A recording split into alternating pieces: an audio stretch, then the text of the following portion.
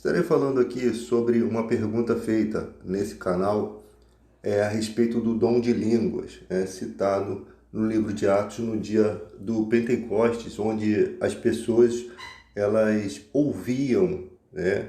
Cada um entendia o que estava sendo falado em sua própria língua, enquanto os cristãos recebiam o dom de línguas ali. Então, primeiro que eles só pegam esse texto para tentar explicar o dom de línguas. E o teólogo, o Dr. Rodrigo, né, que é um cara estudado na Bíblia, ele também disse que acredita que o que é falado na questão do dom de línguas seja língua humana e não uma língua angelical, uma língua celestial, né? Eu discordo disso pela seguinte questão. O dom de línguas, ele é o menor dom, né? Mas ele é dado com uma função. E essa função é edificar o espírito, né? Se você conseguisse edificar o seu espírito utilizando palavras humanas, né? Linguagem humana, com certeza isso seria mais explícito na Bíblia, né?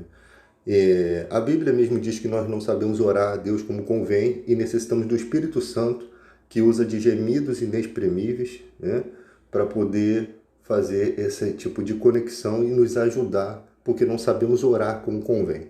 Então, eu acredito que o dom de línguas esteja nesse quesito, porque você percebe que mesmo o Espírito Santo orando e sendo atendido por Deus, muitas vezes o homem tem a sua inclinação natural para o mal e isso não resolve o problema, né?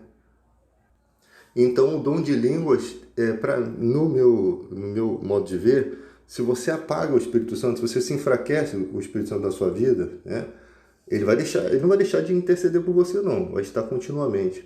Mas eu creio que o dom de línguas seja uma ferramenta a mais que Deus dá para que você mesmo saiba buscar a Deus. E esse dom, você não fala uma palavra, muita gente acredita ter o dom e não tem, né? O dom é uma coisa que, como que você analisa um dom, né? O cara tem um dom de desenhar, ele tem uma habilidade para desenhar que ele não tem esforço para isso, né? Ele não precisa se esforçar para isso. Ele pega uma folha de papel, olha para uma árvore e ele desenha a árvore com uma qualidade muito, muito boa, de forma que outras pessoas não conseguem fazer isso. O dom de línguas é um dom exatamente nisso. Quando a pessoa começa a conversar com Deus, entra esse dom de línguas que eu não tenho, tá? Simplesmente como eu analiso pela Bíblia. Eu não tenho esse dom, mas eu entendo mais ou menos o que a Bíblia está tentando dizer. Esse dom entra na sua vida e começa, de alguma forma, o seu espírito ser edificado. Ou seja, eu acredito que há uma linguagem espiritual sendo fazendo o upload, download ali celestial, né? O seu espírito entra em contato, né, em conexão com Deus. Ele entra numa linguagem, né, de adoração, talvez, porque todos os seres no céu adoram a Deus. Então, ele entra numa frequência, tipo uma frequência de rádio espiritual, que você não entende, mas você sabe que é de Deus, e isso começa a edificar você. No caso lá do dia do Pentecostes, os cristãos estavam nesse transe, recebendo essa questão, e eles não sabiam do que se tratavam, porque eram gentios, né? Os gentios receberam o Espírito Santo, ou seja, gente sem compreensão bíblica nenhuma recebeu o dom. E as pessoas que ouviam em suas próprias línguas, ou seja, não eram elas que estavam falando vários idiomas. O Espírito Santo estava dando a compreensão, estava abrindo o ouvido espiritual das pessoas que tinham compreensão do Evangelho, né? Pessoas vindas de outros países, e essas pessoas sim, elas não eram gentílicas, né? Estavam ouvindo que os gentios receberam o dom do Espírito Santo, né? Então algumas pessoas diziam que estavam bêbados, mas os cristãos diziam, não, eles não estão bêbados, isso não é hora de alguém ficar bêbado. Eles estão recebendo o Espírito Santo. E ali as pessoas foram testemunhas, trocando ideias, estavam entendendo o que estava se dizendo, cada uma na sua própria língua.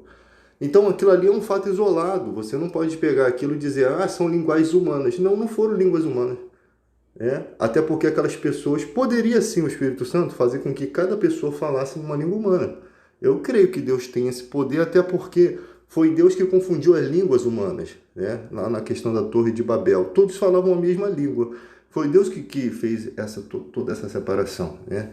Toda essa confusão de línguas. Era um propósito dele, né? Então, você percebe que você tem que partir do princípio do que o dom de línguas faz no semelhante. Para que ele existe, né? Para edificar o espírito da pessoa, para trazer uma qualidade espiritual entre a pessoa e Deus muito melhor, que ela não conseguiria sem o dom, né? Então é uma ajuda do Espírito Santo, distribuída, os dons do Espírito Santo é distribuída como apraz a Deus, a Jesus, né? Para a igreja. Não é uma coisa que você escolhe, mas que você pode buscar, né? Buscar as coisas espirituais. Você pode conseguir obter esse dom se o intuito for edificar a igreja, né? Uma questão que hoje em dia, por exemplo, você tem várias denominações, várias igrejas, e muitas vão por uma linha, outras vão por outra, mas a Bíblia diz, há uma só fé, um só Espírito. Então, essa é a resposta que eu dou para quando a pessoa fala assim, não, você não pode, você não pode pregar para mim porque eu sou de outra igreja. Claro que eu posso. Nós somos um corpo, nós somos membros de um só corpo, uma só fé, um só Espírito. Então, a Bíblia diz, falar e tudo é a mesma coisa. O nosso raciocínio teológico tem que ser igual, porque é uma só fé, um só Espírito. Se não está enquadrado nisso, é porque tem alguma coisa errada. E são nessas brechas que o diabo usa para fazer certas doutrinas erradas, né? Existem doutrinas erradas que não prejudicam a igreja, como o fato de usar o véu. Algumas igrejas acreditam em usar o véu é um sinônimo de santidade, sendo que o texto usado para isso é demonstrado claramente que o véu naquela situação não era para zelo cristão. Aquilo ali era para zelo cristão daquele povo, porque muitas mulheres se prostituíam por não conhecer os estrangeiros, né? Não falar a língua dos estrangeiros, elas raspavam a cabeça para se identificar como prostitutas. E para uma cristã, uma irmã da igreja não ser confundida, né? E ser de repente coagida na rua, né? Ser parada na rua e ser cantada na rua, e era vergonhoso isso que o Paulo diz, né? Isso aí seria vergonhoso. Então elas usavam o véu, as que tinham cabelo curto. As que tinham cabelo longo, o cabelo já servia como mantilha, já servia como uma proteção contra esses indivíduos tarados, né? Então, você vê que há uma lógica. Agora, isso não traz um prejuízo espiritual para a igreja que usa o véu, né?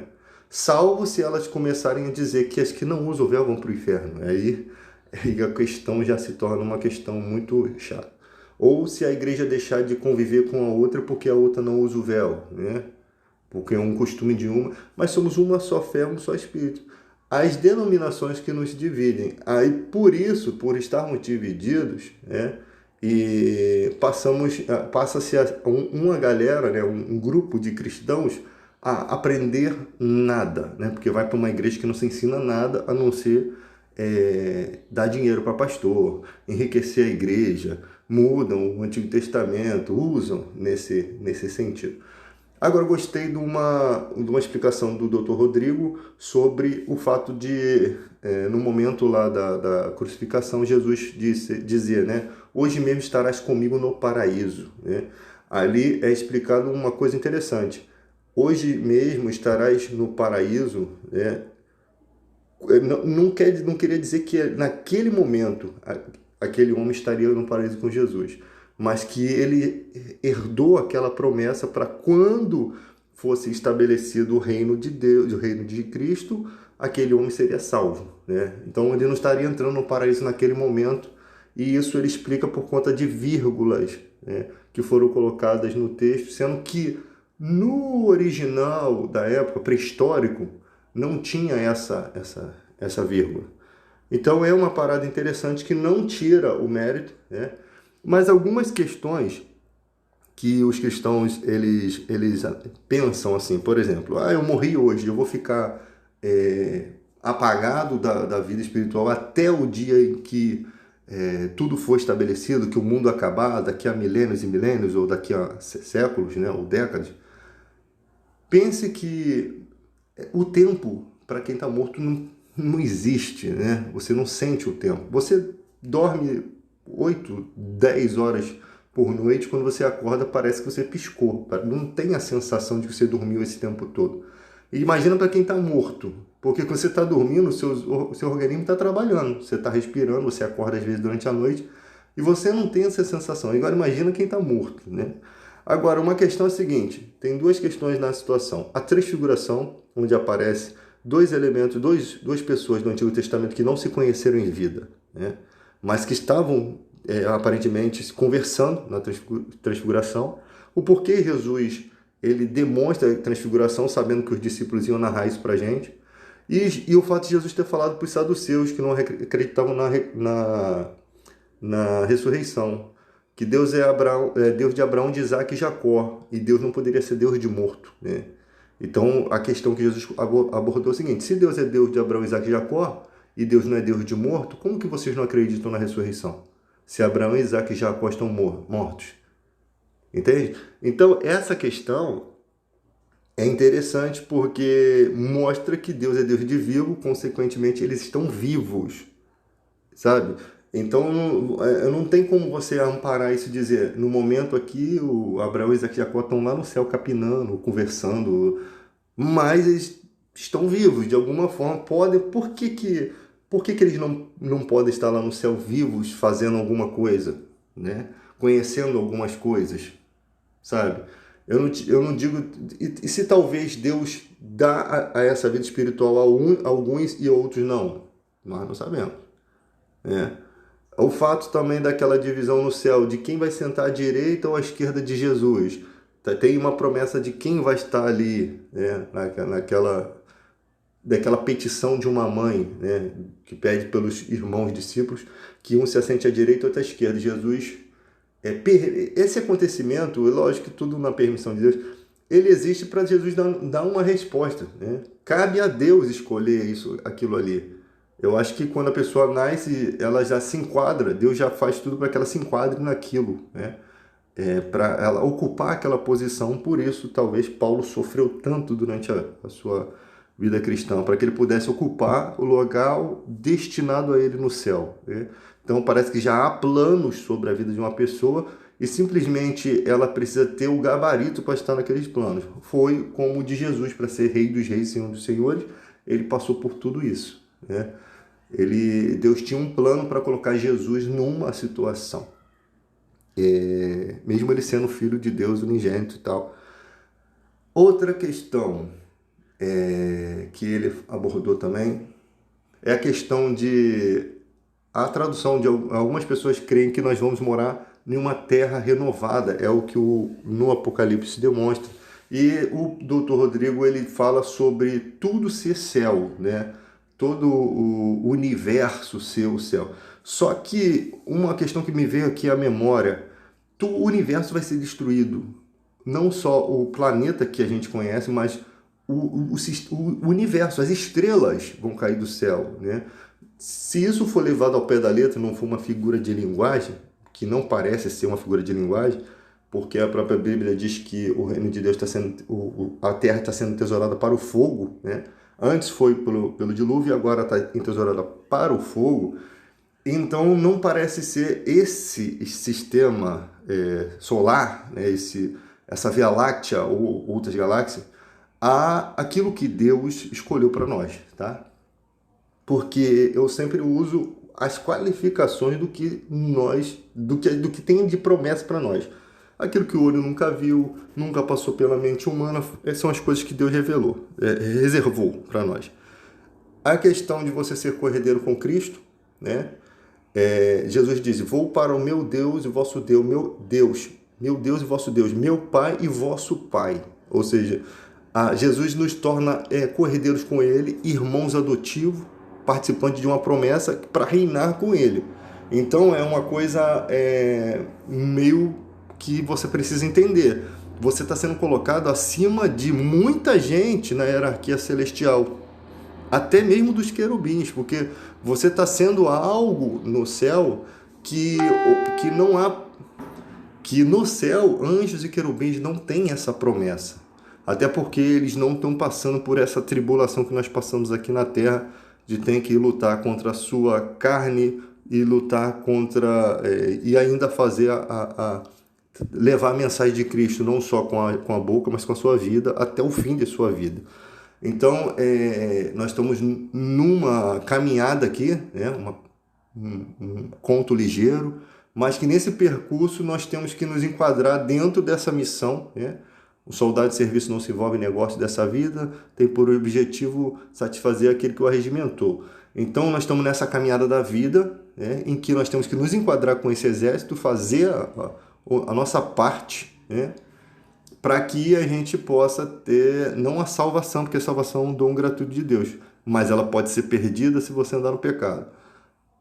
Mas para a gente se enquadrar nos galardões celestiais daquelas hierarquias.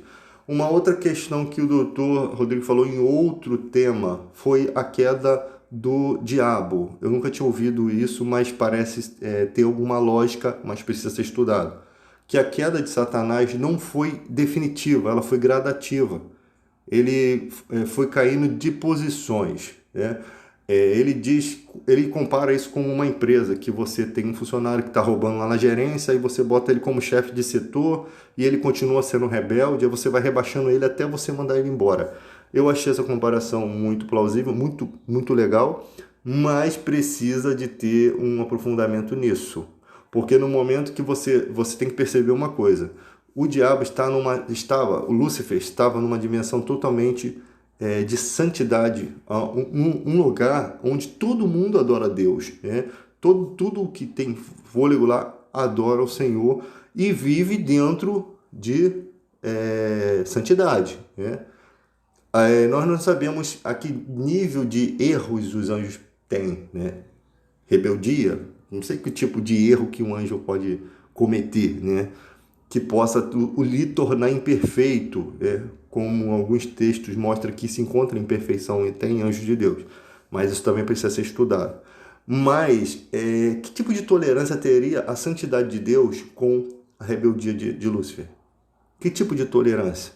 Sabe? Porque você é um cara que está servindo a Deus de uma forma superior a muita gente no céu. Ele está numa escala hierárquica como querubim ungido. E ele decide, no momento que ele decide se voltar contra Deus, isso já é conhecido de Deus, porque nada fica desconhecido. Naquele momento ele quebra a santidade, ele se distancia de Deus. Então essa queda degradativa pode acontecer sim pela misericórdia de Deus, mas pode ser que não aconteça dessa forma. Pode ser que literalmente ele caia, porque ele está num plano ele recebeu coisas, questões na vida que ninguém recebeu. Ele recebeu privilégios que muita gente não recebeu, tá? E ainda convenceu, teve tempo para convencer, né? No céu as coisas devem ser bem mais rápidas, esse contato, lógico. Não tem esse negócio de você pegar um avião para tentar convencer o cara lá em outro país. É uma coisa muito rápida. Ele convenceu o seu exército a seguir, né? Ele conseguiu ter tempo para convencer os outros cidadãos celestiais, os anjos, que nós não sabemos as patentes deles lá no céu, né? Mas nós sabemos muito bem como eles nos infernizam aqui na Terra, e que alguns deles, de tão poderosos, tiveram que ficar guardados em cadeias para não perturbar a humanidade, porque teriam um poder sobrenatural sobre os seres humanos. Quando você chega na questão terra, né? Algumas igrejas falam, não, a gente tem uma maldição hereditária. Existe maldição sem causa? Existe maldição sem causa? Existe. Porque você acha que um jovem que era jogado na água do fogo por demônios, que tipo de problema que ele causou a Deus, ou alguém da família dele causou a Deus para que ele tivesse aquele demônio que tentava tirar a vida dele? Então é uma maldição sem causa. É o mal agindo na vida do ser humano simplesmente por conta da nossa natureza caída adâmica, né? Que é o primeiro nascimento. Então o nome de Jesus, e eu falei isso no outro vídeo, eu espero que vocês estejam entendendo o raciocínio. O cara colocou assim no vídeo, vocês precisam conhecer o nome de Deus. Sempre as religiões tentam trazer uma novidade, não tem muita novidade na Bíblia assim, a ponto de, não, vocês têm que conhecer o nome de Deus. Não, nós temos que conhecer o nome de Jesus. O nome de Jesus, para nós, é a nosso amuleto da sorte. Você não expulsa o demônio em nome de Deus. Não é esse o ensinamento bíblico. Por mais que Deus seja mais poderoso que Jesus, seja o primeiro da lista hierárquica, o nome que nos foi dado é o nome de Jesus Cristo. A terra foi sujeita a Jesus Cristo, a terra pertence, foi ele que morreu aqui, não foi Deus que desceu lá para morrer na cruz, não, foi Jesus Cristo que se prontificou. É bem claro isso, eu não estou desrespeitando a Deus por dizer isso é a verdade. Ele foi enviado por Deus e foi ele que morreu na cruz, né? E por mais que ele seja uma parte de Deus, ele seja o Deus Filho, ele não é o Deus Pai. Então ele sofre, Deus Pai sofre junto com ele, porque a Bíblia diz que tão grande é o amor de Deus que deu o seu Filho para morrer por nós. Ou seja, ele sofre como pai, né? Porque é mais fácil um pai vir e morrer no lugar do filho. Então, o amor máximo de Deus se demonstrou nisso, dele dar o único filho por nós. Como Abraão fez e se tornou o pai da fé. Na direção de Deus, ele oferece também o seu filho Isaque. Então, gente, a questão aqui é o seguinte: precisa se conhecer o nome de Jesus, porque no século que nós vivemos, o Deus desse século, ele tem poder sobre qualquer pessoa que não esteja com Jesus. Ele tem esse poder. Quando você aceitou Jesus, você foi tirado do império das trevas para o reino do Filho, Colossenses 1,13, selado com o Espírito Santo, né? E o que nos diferencia de uma pessoa, um cristão, de um cidadão comum, é simplesmente o fato deles não ter passado para o lado espiritual, né? Continuam na natureza adâmica, e o que é da carne se inclina para as coisas da carne, ou seja, faz coisas referentes à sua natureza, e o que é de espírito se inclina para as coisas espirituais, tem que se inclinar para as coisas espirituais, mas que também se inclina para as coisas terrenas por ainda ter desejos, né?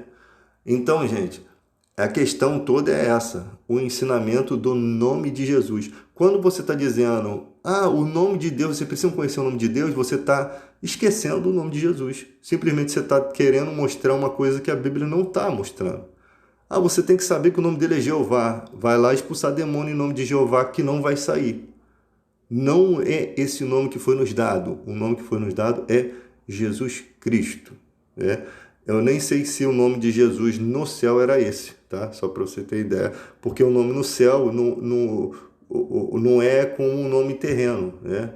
O próprio Deus, ele é o eu sou, né? Eu sou o que sou. A palavra Deus é uma palavra para a gente ter como ferramenta de entendimento, né?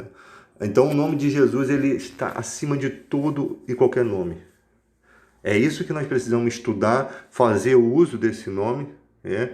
Para que ele não caia no esquecimento, e entender que qualquer pessoa que entre nessa fé pode adquirir esse poder por meio da fé, mesmo não sendo cristão, por meio da fé, porque naquele momento que você é ateu e você ora pelo seu filho em nome de Jesus, você está tentando acreditar naquele nome que você recebeu.